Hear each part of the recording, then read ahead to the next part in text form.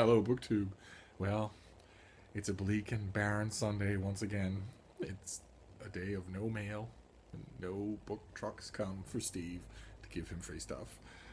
So I'm consoling myself, as I often do, with a tag. And it's the A to Z book tag, which I found for the first time on Jess's channel, Garden Scriptorium, which is new to me, and which I apparently am destined to subscribe to and love, because first Google suggested it to me. I'm assuming because at one point in a video of mine, I held up the cover of the Penguin Classic Deluxe Edition of Lord of the Flies, and at one point in one of her videos, she holds up the cover of the Penguin Classic Deluxe Edition of Lord of the Flies, and that is the kind of terrifying world we live in, that Google somehow knew that.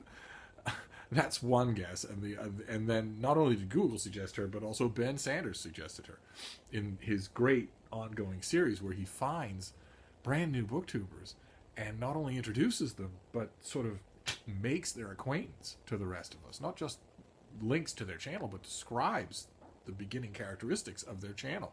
Like he's the concierge of BookTube. My husband used to be the concierge, but now he's dead, so I'm the concierge. Sorry. Musical theater quotes. I know, Jeremy from Jer Sings and Reads and I should just keep it between ourselves, but it's tough to do. Anyway, it's an A to Z list of questions, bookish questions. I thought we'd get right to it. A stands for author. You've read more books from, the most books from. And I think for me, probably that would be Anthony Trollope, since it's well over 60 books by one author. Certainly he would probably hold the record for the author with that many books who has the largest percentage of those books that I loved. B is best sequel ever. I'm going to geek out on this one and say a book I've mentioned here on this channel before, The Fate of the Phoenix by Sandra Marshak and Myrna Culbreath, a very old Star Trek novel in which is a sequel to a book called The Price of the Phoenix. And in The Price of the Phoenix, a villain called Omni melds the replicators of Star Trek with the transporter of Star Trek. He melds the science of them, tweaks them a bit, and comes up with a machine that can replicate people, mind, spirit, and body entirely. He comes up with an immortality machine, in other words, and wants to sell it to the highest bidder. And at the end of The Price of the Phoenix, we don't know whether he's alive or not. And of course, this is, since he's invented this machine, this is the villain whose survival is most problematic. And The Fate of the Phoenix is it's twice as big as the Price of the Phoenix, and it's so good. Oh, cheesy science fiction enjoyment at its finest. Letter C stands for currently reading, and I've actually got a picture of it here. If things will behave themselves, including the lighting. Let's see. It's this. It's The Chosen by J.R. Ward, the latest in her Black Dagger Brotherhood series, which comes out this spring. There's Anton Antipov on the cover, hunching over. In real life, he's a professional cover model and fitness guy. And also a 5-pack-a-day tobacco addict. So bending over like he's doing on the cover is probably the most that he can do. But that's the price you pay, and that you pay with your eyes wide open. Let's see here. Letter D is drink of choice while reading. It is not actually possible to drink while reading. I don't do anything while reading, which is why I get a lot of reading done. Letter number E, e-reader or printed book. It's ironic, but for me, that's e-reader. I absolutely live and breathe on my iPad. I do virtually everything shy of bodily functions on the thing, including read. I absolutely love it. It emits a gentle blue light. It's easier by far to take notes and to research those notes. It's easier by far to shift from book to book. It's easier by far to get a book or to archive a book. Oh. And the ironic part, of course, is that I am employed in the business of, because I'm a book reviewer, I get mountains of physical printed books every week. It's kind of ironic. But as far as personal preference goes, an e-reader, absolutely. Letter F stands for fictional character that you would probably have dated in high school.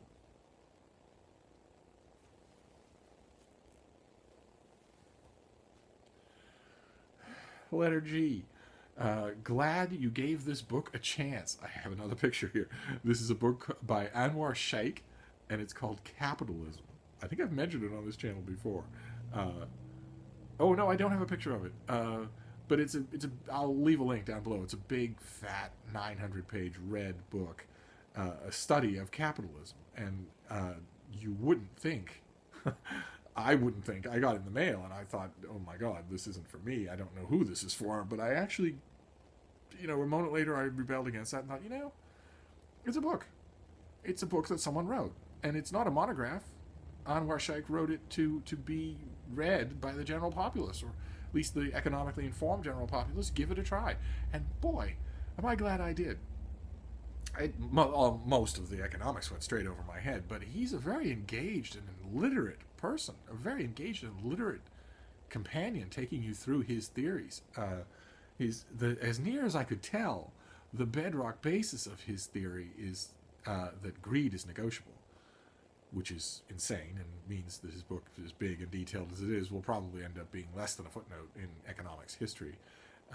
But I could have understood it wrong. And I certainly, the key thing is I actually enjoyed the reading experience, despite the abstruse nature of the subject. So H is Hidden Gem of a book. And this is a book I've mentioned on this channel before. I'll try to remember to leave a link down below. It's by M.A. Harper, and it's called For the Love of Robert E. Lee, in which a young woman in contemporary era, reading history, falls in love with the young Robert E. Lee, the soldier in the Mexican War with black hair and the daring mustache and whatnot. It's charming, and it's disappeared thoroughly. I is important moment in your reading life. Well, like everybody, like the rest of you, my reading life is studded with important moments. The books bring them on. For me, the most important moment would be the moment when I understood, my Helen Keller moment, the moment when I understood that books could be a world, that they could be a wonderful experience on their own, an adventure on their own, as trite as that sounds. And that moment was brought to me by one particular teacher who had been steadily chipping away and finally did it, and changed everything for me. The letter J stands for Just Finished. I have a picture of that as well. It's part of the Penguin Royalty series.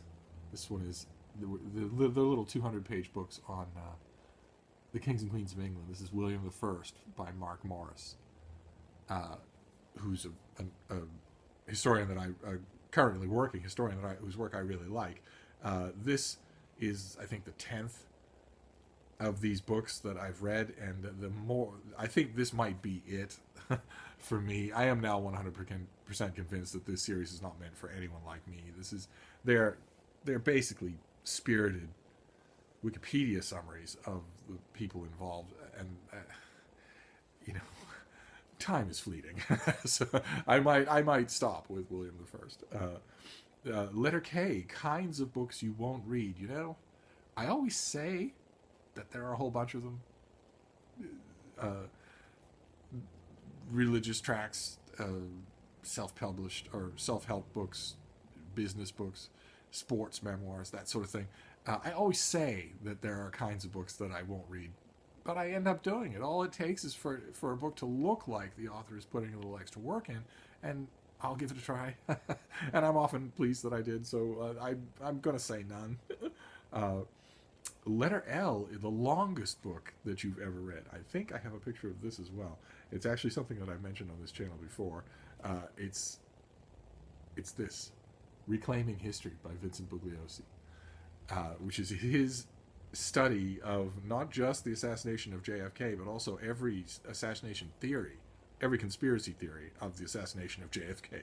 He goes through the first 200 pages of the book. The book is 1,500 pages long, and the first 200 pages are the most thorough moment-by-moment timeline of what happened that day in Dealey Plaza that exists, or probably that ever could exist. And then he goes through the Warren Commission report, the official story, and every single conspiracy theory, detailing them and then detailedly knocking them to pieces. And the reason that it's the longest book is because it has a disc of notes in the back, and that is another 1,500 pages. The notes are another 1,500 pages, and they're not just Ibid and Op-Sit; they're essays on their own. It's a guided tour of the points that he relegated to his notes section. So the whole thing ends up being just quite possibly the longest book ever written. And I've read it twice. Letter M, major book hangover that you experienced because of. We have no time for book hangovers. Neither I do nor you do. I go right on to the next book. I can remember something, but a book hangover, I can't face anything else. Letter number O, one book you've read multiple times. There are many, many, many books that I've read multiple times. There's Chaucer's Canterbury Tales. There's Moby Dick. There's the Odes of Horace. But in terms of just the number one winner, I know the question doesn't ask for that, but the number one winner, the book that I have read the most times in my life, without any question, and probably by a wide margin, is the King James Bible. Letter P, preferred place to read. Well, I know I've said many times on this channel that my preferred place to read and to do pretty much everything else is propped up on pillows in bed. And yet, ironically, I'm making this video on my couch. And the only reason for that is because I've been sick. And I've been propped up on pillows in bed 24 hours a day for days on end. So, you know, the enjoyment of it palled a little with that kind of repetition. Plus, the whole bed needs to be aired out. The Moscow teenagers are lugging stuff to the laundromat to get the big comforters and the sheets and everything else. The whole thing has to be remade and freshened. Oh. Cranky old lady. He just wants to go back to sleep. Oh, there you go.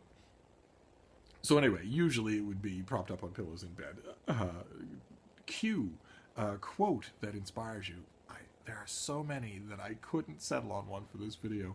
I'm going to do a whole video of quotes, like 15 minutes of good quick quotes with annotated source work down below. I promise I am. So I'm going to skip the quotes one.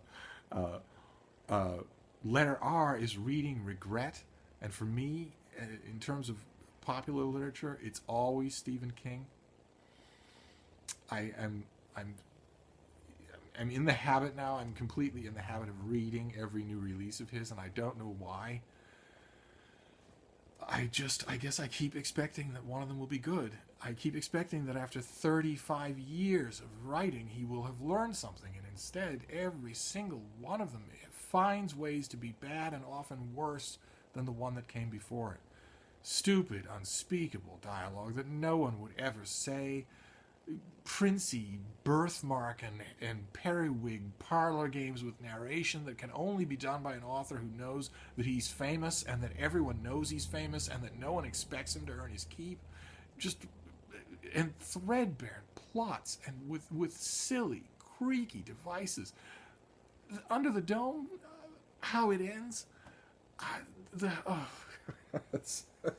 and a million other examples.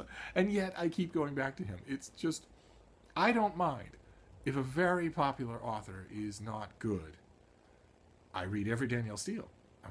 She has a new book coming out next year called The Duchess. I can't wait to read it. But she doesn't claim to be good, and neither do her fans. And her prose doesn't pretend that it's good. Her prose doesn't strut. And Stephen King is the same way. He also is not good. And if he were just a schlock horror writer, that would be fine. But instead, you will never hear me make these complaints about Dean R. Koontz. But Stephen King, being given, Lifetime Literary Achievement Awards and writing sententious books on the art of writing when he doesn't know how to do it himself? Oh my. It took us all the way to the letter R to get a rant. That's kind of appropriate, isn't it? Let's just move on, shall we? Letter S. Series you started and need to finish. I actually gave this some thought, and I realized that I am up to date on all of my series. I follow 4 or 5 or 6 ongoing murder mystery series, and I follow 3 or 4 or 5 ongoing science fiction series, and I'm up to date on all of them. And I realize why. And this is not meant to rub salt in the wound for the rest of you. The reason why I'm up to date on my series is because I don't have to pay for them anymore. Nor do I have to hunt for them anymore. They come to my door. It's very easy to stay up to date on a series when both those things are true. So if you haven't unsubscribed, please stick around. That wasn't meant to sound as obnoxious as I'm sure it did. The letter T. 3 of your all-time favorite books. Now, I have a lot of favorite books, so I'm going to narrow this answer to novels. And they are Tom Jones by Henry Fielding, Vanity Fair by William Makepeace Thackeray, and The Way We Live Now by Anthony Trollope.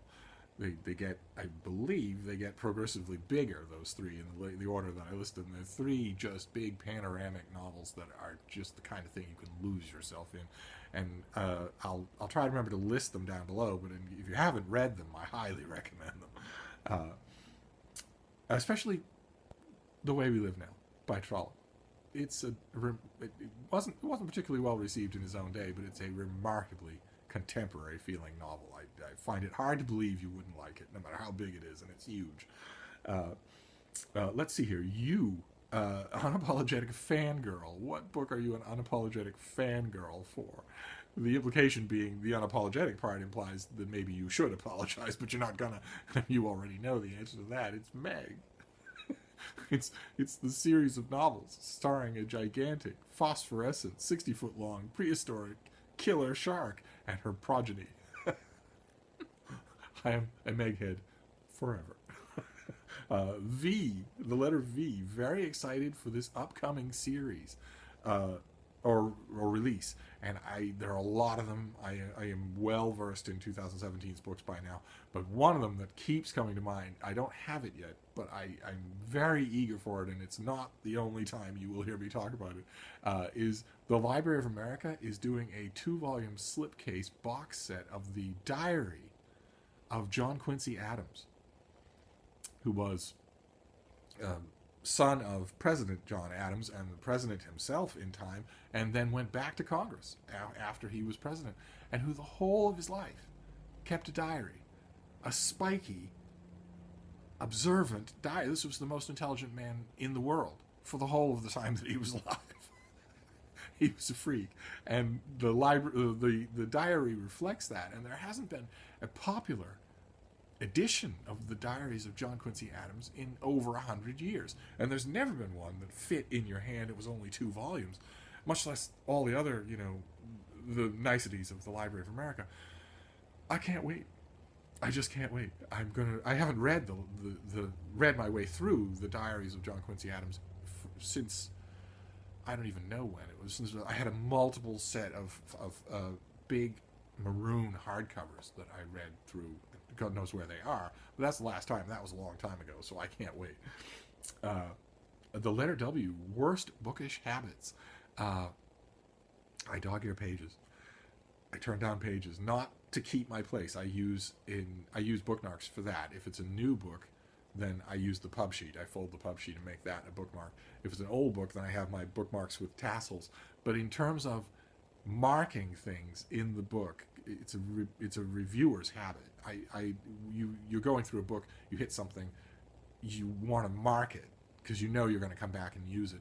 And instead of using sticky tabs, paper tabs to do that, or pieces of paper, or bookmarks, God knows I have plenty of them.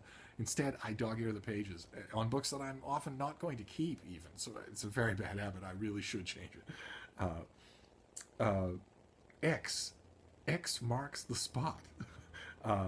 Start at the top left and pick the 27th book on a bookshelf, I assume. And I think the assumption here is that you don't have many bookshelves to go with. I have far too many that have 27 books or more on them, so I'm going to skip this question and go on to Y. And Y is your latest book purchase. I have a picture for you. Since the pictures have been modestly behaving themselves, it's this. The Danger of Desire by Sabrina Jeffries. There's a little reflection from the window there. This is the latest in her Sinful Suitors series, sudsy Regency romances of the type that I love. And I didn't get it from the publisher, so I bought it myself. And Z is the last. We're at the end, and it's Z's in a row for sleeping. It's a Z Snatcher book, the last book that kept you way late reading, and this is a little problematic for me because I sleep is largely optional for me, so I stay up late all the time reading. But in terms of a book that I was reading late at night and didn't want to stop for any reason, including letting the girls out, because the girls and I, we go out all night long every 2 hours.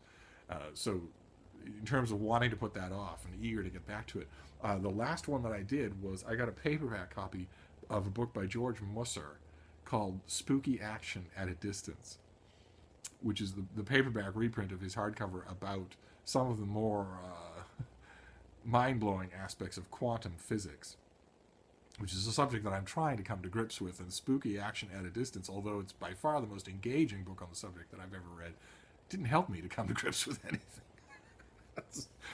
The more I read about quantum physics, the less I understand about it, which I had been warned would be true, but I didn't believe it. So that was the last, not Z Snatcher, but in terms of just gripping my attention, where I was studying every page, just not wanting to stop and let go. And that's it. That is the A to Z book tag, and all that's left is to tag people. I'm going to tag a bunch of people, but this is a slightly old tag, so I don't actually know if any of these people have done it, and I don't know who else hasn't done it. So I want you all to consider yourself tagged, but I'm going to name Reading with Pugs, a new channel that I found called Studio Vixen, also found through the auspices of Ben Sanders, the concierge, Elisa at Paperbits, Liz Schubert, A Scientist Reads. I'd love to see a video on this or anything else.